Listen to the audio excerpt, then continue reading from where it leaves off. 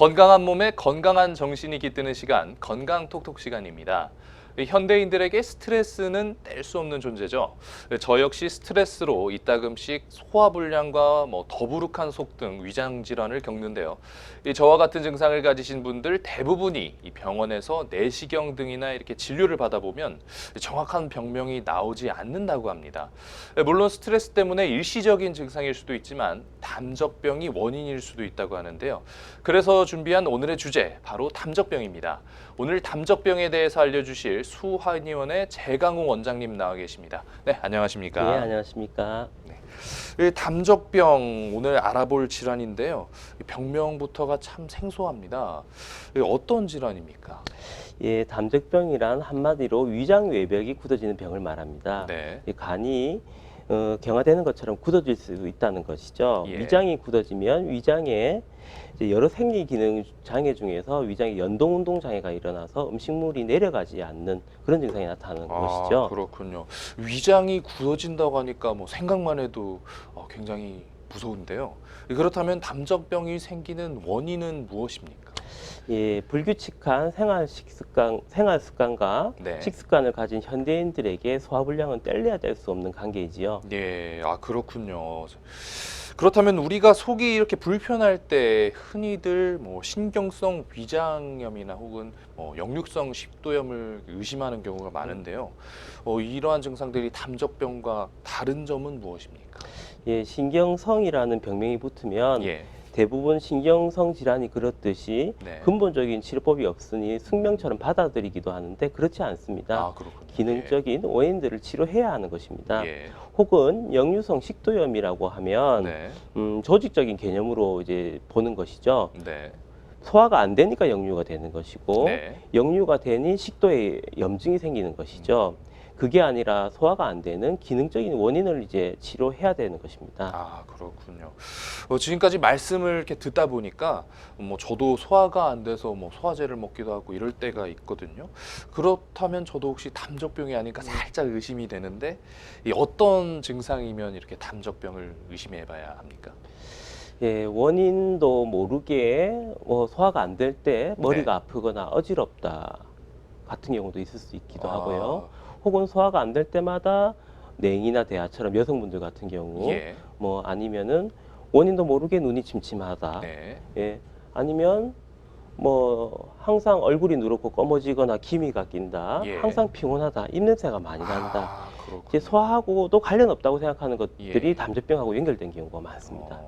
저도 이렇게 자가진단 체크리스트를 쭉 보니까 머리가 이렇게 한 번씩 어지럽다든지 속이 메스껍고 더부룩하다, 뒷목이 땡긴다, 이런 것들의 증상이 해당이 되는데 소화불량과 두통 혹은 이렇게 건망증까지 초래한다고 하니까 단순히 위의 문제만은 또 아닌 것 같습니다.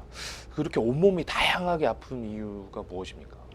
예, 위장의 소화 안 된 찌꺼기인 담적 독소가 예, 전신 오염과 연결됩니다. 예, 위장 외벽의 혈관이나 림프계를 통해서 간장, 심장 그리고 전신 면역계에 전달되어 동맥경화 같은 혈관 질환 혹은 당뇨병 같은 대사 질환 혹은 피부병 같은 독소 질환과 관련이 되지요.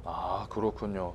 제가 앞에서도 이렇게 말씀을 드렸는데 보통 이렇게 속이 불편하면 내과를 찾아가지고 내시경도 받아보고 하는데 단순한 소화불량으로 이렇게 판명될 경우가 많거든요. 그렇지만 환자 같은 경우에 정말 아픈데 내시경에서 이렇게 담적병이 나타나지 않는 이유가 무엇인지 궁금합니다. 내시경은 위장 점막의 문제를 보는 것이고 담적병은 예. 위장의 기능 장애를 보는 것입니다. 그렇군요. 예, 세탁기가 녹슨 벽면을 보는 것이 아니라 예. 세탁기의 전동기가 제대로 작동하는지 여부를 보는 것입니다. 한 3차 의료기관의 네. 기능적 위장 질환의 역학조사를 한 적이 있었습니다. 예. 그 476명 중에서 19% 정도만 네. 기질적인 원인이 있었으면서 81% 정도에서는 내시경상에서는 기질적인 원인을 찾을 수 없었습니다. 예. 그렇군요. 이게 내시경으로도 잘 확인이 안 된다고 하니까 참 더 걱정이 되는데요. 이 담적병이 남녀노소 누구에게나 이렇게 나타날 수 있는 증상이라고 한다고 하는데 유달리 또 잘 발병하는 나이대가 있을 것 같습니다. 어떻습니까? 아무래도 학생 직장인들이 예. 이제 많습니다. 네. 학업 직장 스트레스 혹은 불규칙한 생활 습관들이 원인이 되겠죠. 예. 네. 아, 그렇군요. 이 불규칙한 생활 습관이 아무래도 가장 큰 원인인 것 같습니다. 이렇게 생소한 질환인 담적병에 대해서 하나하나 알아보는 아주 좋은 시간인 것 같습니다. 지금까지는 담적병에 대한 정의를 알아봤는데요. 그렇다면 이 담적병인지 아닌지 알아보려면 어떤 검사를 해야 됩니까? 예. 담적병에 맞춰 고안된 네. 설문지를 작성하여 담적병의 성질을 규명하고 예. 복부 진단으로 위장 외벽의 단단한 정도와 덩어리를 12단계로 구분하여 평가합니다. 예. 그리고 경락 기능 검사를 통해서 자율신경 원인 여부를 판단하기도 합니다. 아, 그렇군요. 예, 그렇다면 무엇보다 이렇게 담적병을 치료하는 그 치료법이 굉장히 중요할 것 같은데 어떻게 담적병을 이렇게 치료하는 방법이 있습니까? 몸 전반적인 문제이기 때문에 네. 체질에 따른 한약을 먼저 치료합니다. 아, 체질에 따른 예. 한약이요. 예. 담적병의 원인 유형에 따라서 세 가지로 치료법들이 다 다를 수 있는데요. 예. 첫째, 허한 체질이라고 해서 우리들 손발이 차거나 네. 아랫배가 찬 유형, 네. 혹은 실열 체질이라고 해서 장에 열이 많아서 위장에 열이 많아서 입냄새도 많이 나고 예. 열성 변비가 많이 생기는 예. 비만 체질이죠. 예. 예. 그리고 혹은 음어 체질이라고 해서 위장의 진액이 부족해서 담적이 생기는 유형들이 있습니다. 혹은 그에 따른 처방을 통해서 치료하지만 네. 이제 더불어서 왕뜸을 통해서 음, 위장 외벽의 이제 혈액순환을 촉진하는 치료를 하기도 하고요. 예. 혹은 침 치료를 통해서 하기도 하고 병원 밖에서의 관리도 필요합니다. 족욕을 통해서 발을 따뜻하게 하면서 혈액순환을 촉진해서 소화작용을 이제 촉발하기도 하고요. 네. 혹은 이제 식이요법을 알려드리면서 재발을 방지하는 방법도 있습니다. 아, 그렇군요. 이렇게 보통 소화불량은 뭐 스트레스나 잘못된 식습관으로 인해서 이 재발 확률이 굉장히 높지 않습니까? 이 담적병 역시 또 뭐 재발 확률이 높나요? 아우, 당연하죠. 만성병이란 어. 결국 생활 습관과의 싸움인 것 아, 같습니다. 그렇군요. 예. 빨리 드시는 식습관, 예. 그리고 불규칙한 생활 식사 시간들이 네. 이제 영향을 미치기도 합니다. 그렇군요. 저도 굉장히 이제 업무가 바빠서 불규칙하게 식사할 경우가 많은데 앞으로 조심해야겠습니다. 끝으로 담적병을 예방할 수 있는 생활 습관이나 음식이 있다면 어떤 것들이 있는지 소개 좀 부탁드리겠습니다.